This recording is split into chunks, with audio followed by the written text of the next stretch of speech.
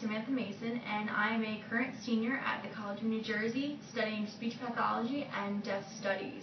I'm here today with ParentTube to give you a little bit of a clean, concise, and quick brief on what auditory-verbal therapy is. I want to first start off by saying that 95% of children born with a hearing loss are born to hearing parents. So spoken language is really becoming more common for parents to choose to take with their children, but just because it's common doesn't necessarily mean that it's easy.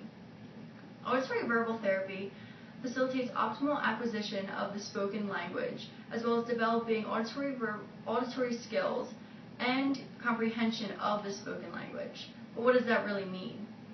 ABT, the main goals for ABT is for the child to become comfortable with the spoken language and his or her auditory skills to eventually become independent, participating, contributing citizens in the mainstream society.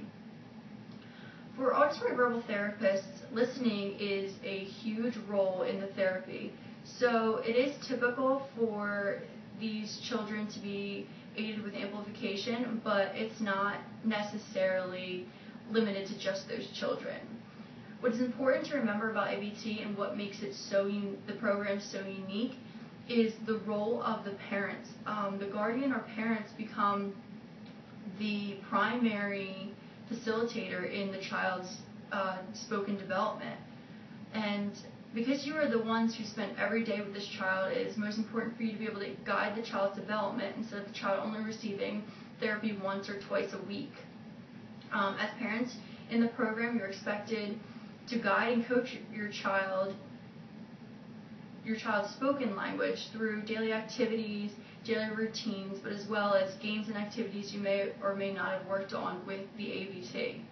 Not really there's not specifically a typical session because they are tailored to every child, but for example, a child who maybe has an auditory memory disorder, or just a child that is having some difficulty analyzing and processing some information given orally, may be given a mismatch game where they have to remember different words, give back different words, stuff like that. The game may be introduced to the child in the office and then taken back home to play, or it could be introduced in the office and then taken home. The game, sometimes it's often used as facilitating new language. If the child is sent home with the game, then he has all week to be playing the game, learning new language. His parents can be giving him new words, new language, and then come back the next week in the office and be using this new language, just being aided and coached by the parent and the ABT, which is very helpful. You as the guardian become the model for the spoken language, and because typical auditory and speech development is a goal, it's not typical that the ABT would use any kind of cued speech, finger spelling, sign language, or lip reading. But again, every session is very different. Every team of ABT parent and child, the partnership is always very vastly different. So nothing is really ruled out.